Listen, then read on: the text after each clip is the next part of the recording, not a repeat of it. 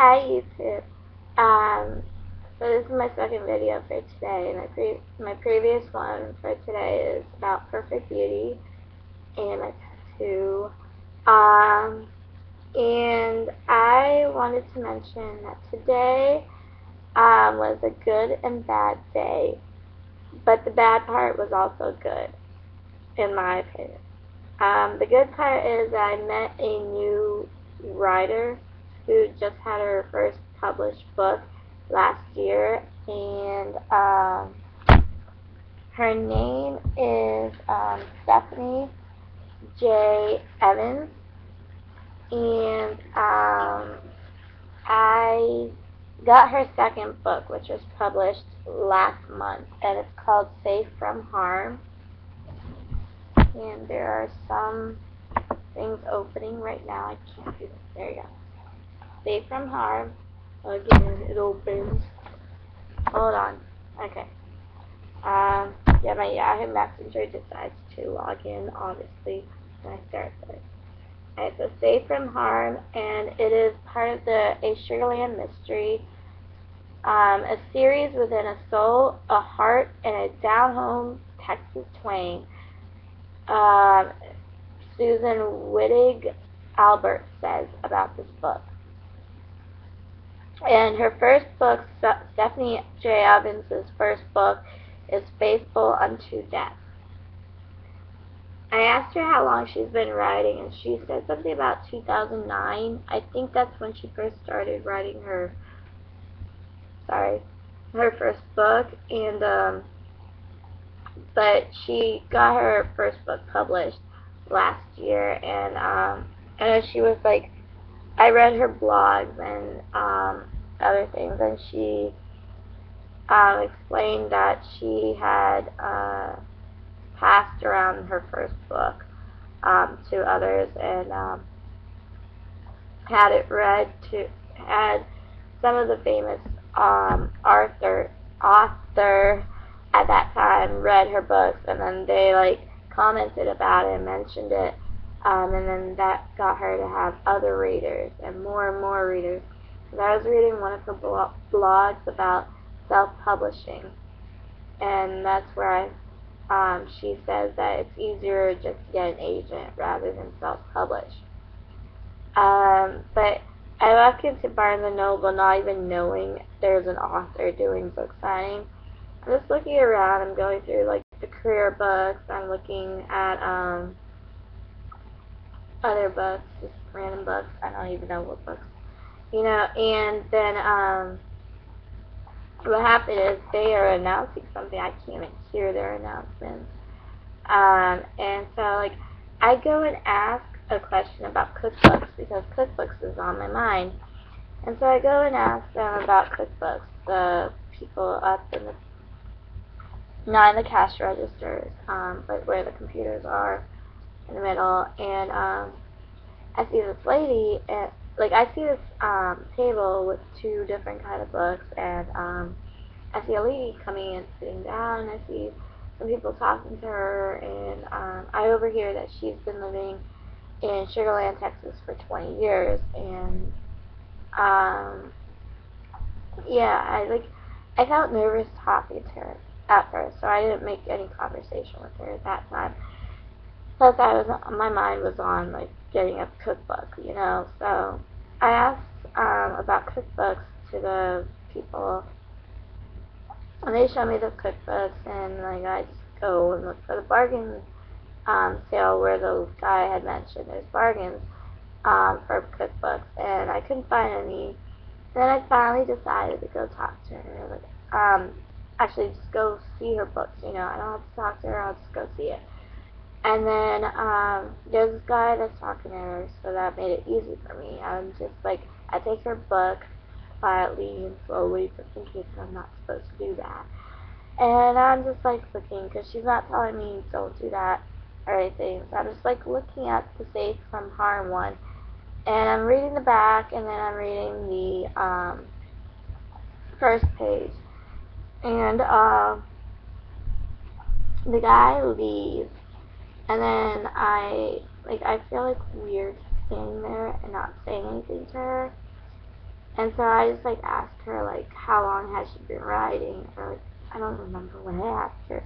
I think I was like asking her like the first question I think I asked her was what I just told you, cause like um how long ago did you write your first book or something, I don't know. But she answered it politely and nicely, and we just kept talking, and she asked me, like, are you a writer? And I told her, like, I explained to her that I've been writing poetry and lyrics since 4th grade, and it was like, my writing is basically an escape for me, but, and then she was like, oh, we all start from somewhere, and then, like, I told her, like, my friends have been saying, like, you're a good writer, you should, like, use it, as a career part, you know, and, yeah, like, I mentioned how, like, it's hard for me to write novels and stuff, and she had mentioned about, um, like, how she struggled with it, but she said that if you're determined enough, then you would, if you're interested in if you're interested in it enough, you will definitely get it done. And she believed that I would be able to write my own book if I am interested enough with it. And then, yeah, like I felt so weird, and like I just stood there and I was like, I like showed her and I was like, yeah, I'll buy this book, and she was like, okay, um, she told me to go pay for it and bring back the receipt and she'll sign it. So I went and I did that. Oh, and I did forget, like, she had suggested, because I need a lot of help in writing, like, she had suggested the Houston Writers Guild, and she told me, like, she gave me a name for me to ask for, to talk to, and tell him that she had sent me to him.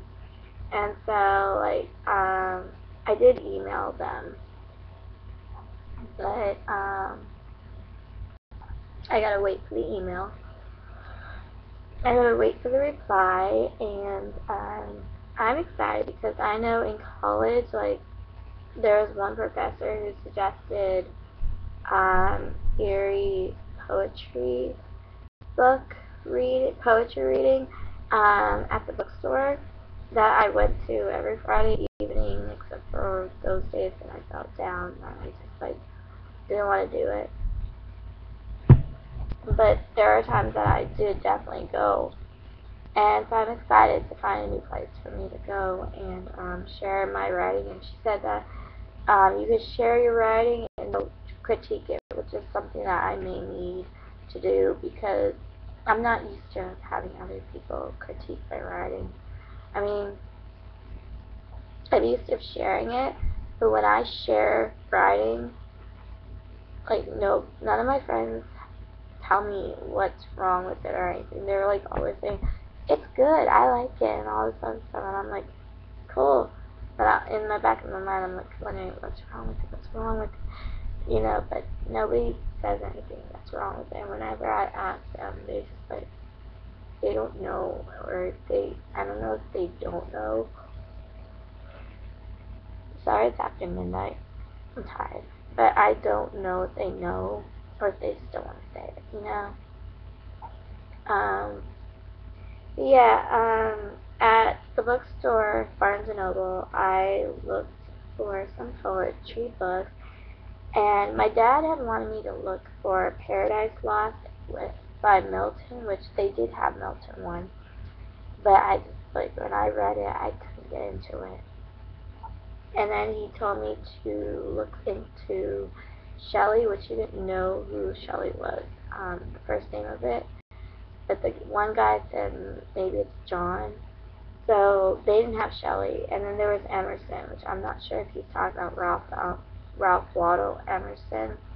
But that one, they had Ralph, but I was thinking he's not the one he was talking about. So they didn't have any other ones. And then, the lady, like, who was helping me find books, I was like, my dad wanted me to read some poetry books because I write poetry and all, and she was like, oh, really? And she started to suggest some books, and the books that she suggested was John Ashbery, Charles Bukowski, Robert Frost was one I think I may have asked her about, or she may have brought it up, and then I asked her. I've already heard of him. And then there's another one which I looked into, but I did not write because hers I couldn't get into that much to actually write it, you know. But John Ashbery, the two poems that I wrote down that I guess I like to reread again is Grapevine and Some Trees. And then Charles Bukowski, that one I really loved. Like, she told me these two, like, she really likes, they're good and they're easy to read. But then she said Charles Bukowski, she really loves his books. And so I went and I looked at his books, and the book title, I should end this soon, because I'm really tired, but the book title is You Get So Alone at Times That It Just Makes Sense. I can't read my own handwriting. You get so alone at times that it just makes sense. That's the title. And then there's a lot of poetry from that book that I ended up writing on here, like 9 of them. I didn't go through the whole book. It was a huge book, and after a while, I just flipped through pages, and then I just finished it and put it back, you know. But the ones that I wrote on here is Another Casualty, Cornered Darkness, Termites of the Page, The Man in the Brown Suit, a non-urgent poem, Helping the Old, My Vanishing Act, Starting Fast. I don't understand starting fast. The title seems weird, but it does make sense. So I don't know why every time I say that, want to read it, I just don't understand it, you know. I know it makes sense and all, but I don't know. The Man in the Brown Suit caught me because it was like one of those ones that the guy is staring. Like, I can remember this one. I don't know why, but the guy is staring at this man in a brown suit who is behind the desk. And what happens is that no, not the guy. The man in the brown suit is staring at this guy, and the man in the brown suit is behind the desk. He's the one staring at this guy, and the guy knows this guy is staring at him, and he's wondering why is he doing this, you know. And then one day he walks into the building, and he sees that man in the brown suit sitting behind his desk. What happened is there's a lady and there's another man who comes, and I guess he's harassing the lady. I don't know exactly, like, I can't remember what the words are to the poem to actually tell you, but what happened was the man in the brown suit, he goes up to the man, and he takes him away from the lady, you know. And then in the end, like, the guy who the man in the brown suit was staring at, who thought that the man was so weird and all, like, in the end, the guy gave the man in the brown suit a slight smile. So I thought it was like a nice thing. Like, the guy was staring at this guy, and it like made him weird and nervous and all, but and he probably had all these things running through his mind, like, why is he staring at me? What is he like? And like all these negative things and judging him, you know. And then in the end, he gives him a slight smile for what he had done for the lady. And that just shows a change in character for him, you know.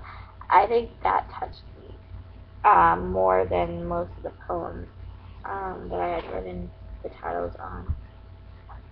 And especially, it did definitely touch me because, I mean, obviously, I remember it enough to like share with you what kind of happened, and like I'm surprised that I could actually like explain this poem to you because I have trouble reading and understanding poetry, which is why I don't read poems. I write poems, but I don't read poems. Um, if I read something, I'll end up reading a book. But there are some poetry that I do like reading, like Robert Frost, The Road Not Taken. And I remember in the book, I don't know the book's name because I didn't write the book's title, but I know it just said Robert Frost, but I don't know if there was another title with it. It said, in all great poetry, it begins in delight and ends in wisdom. I really like that. I really did like that about it. But The Road Not Taken is the one that captured me all the time, you know. The Road Less Traveled is the one that I thought the title was Road Less Traveled because I haven't heard it in a while, but I read it today and that was the only thing that I could read from his book before closing it and just leaving Barnes and Noble. But that was it. Like, and then I wanted to share with you something that I wrote. It was some phone call that I was talking to somebody, and like I started thinking because some people are like insecure, I guess. I don't know the word of it, but they don't like what I'm writing in my poetry. So like I just wrote something about it because writing is an escape for me. And if you don't like what I'm writing because you think it's because of I'm writing about you or something, well then you really need to think about what you're doing to me, like what you're saying to me, you know, because writing for me is an escape of what somebody is doing to me or how I'm feeling or anything like that. So if you're being judgmental with me and stuff, and I'm feeling so down, I use my writing to bring me up. Because what happens is when I write, I get happy that I was creative and I did something. And it just makes me happy. It always has. And that's why I use writing as an escape. And so I wrote this poem called The Death of His One Sleeping Soul. What happened was I wanted to write something about You Don't Know. That was the first title. And that's the first line of my poem, is You Don't Know. But what happened was that as I was writing, there was one line that caught me, and I was like, this has to be the title. And so the title is The Death of His One Sleeping Soul. So it's basically about how the soul was sleeping, and then by writing, it awakened.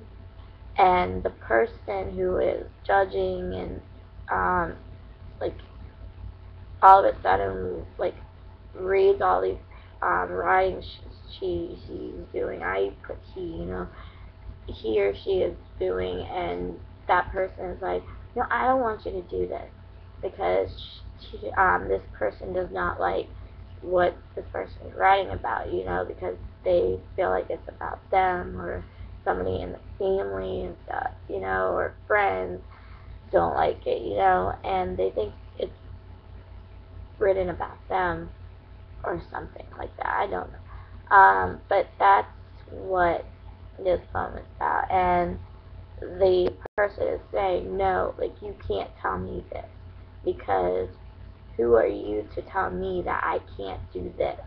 This may be God's calling me to do, and you're telling me that you don't want me to do what God wants me to do, you know? It's just one of those things. I will read it.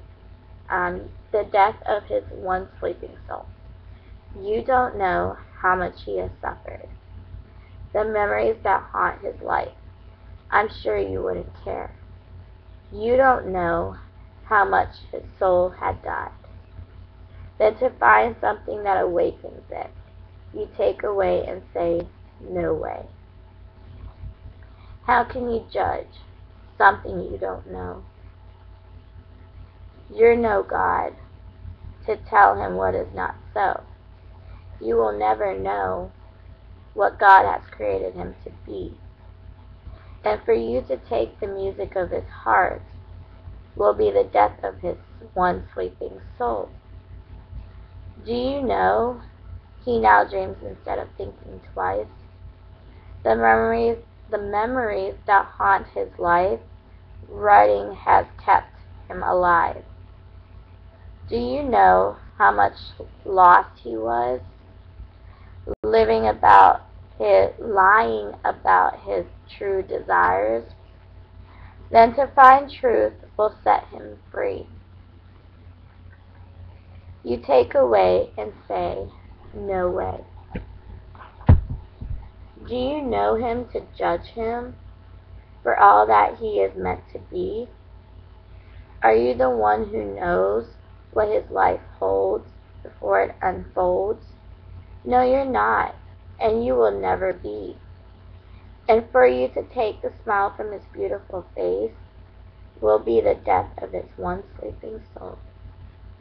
So that's it. And the one line I ended up, when I posted it on, when I wrote it on my computer, when I typed it out, I didn't post it anywhere, because I'm not sure if I want to post it, at least not right now. But the one line is what his life holds before it unfolds. I didn't know if I should use that, or if I should use what his life entails before it unfolds. So if you have any suggestions on that, comments, or anything, please leave me a message on that, because I would love to critique this and stop worrying about which one I want to use. I have the other one on my computer typed away, and then this one, and I'm not sure. I'm probably, if the guy emails me back, I'll and I decide to go talk to them and stuff, and they critique my writing, I will definitely go and tell them, this is what happened. I'm not sure which one is the best wording and all. But anyways, I am very happy to be sharing with everybody my writing, because that's what I want to do. I want to have people reading it, because I know, there's this one person was today telling me how my writing, if it's based on my personal life, nobody will relate to it. No, that's not right. It depends on how you write your poetry, because I know very well that when I write my poems based on myself, and then I used to think nobody's gonna read it because it's based on me. Who's gonna actually relate to it, you know? But then I started sharing it with people, and they're I relate to this, and they're talking about the emotions and all this other stuff, and then I realized there is a way that I can have them relate to my writing. And even books, they say don't put too many of your personal examples in it, otherwise they can't relate to it as easily. So that's what I do, is I try not to do that. I try to make them in a way that, I try to write it in a way that others can relate to it. And they'll read it and they tell me, I can relate to this. I like it, and I feel the emotion. I felt when you're sad and happy and all this other stuff, confused and stuff. I want the reader to feel all the emotions that I am writing into my poetry. Sometimes there is no emotion that I can feel when I'm reading my poems, and I'm wondering, what was I feeling then? What is this feeling I'm supposed to get, but I never edit it, because some poems, they may not need feeling, it may be something else that you can pick out from there. So I don't edit it that much. But thank you for watching my poem. Bye!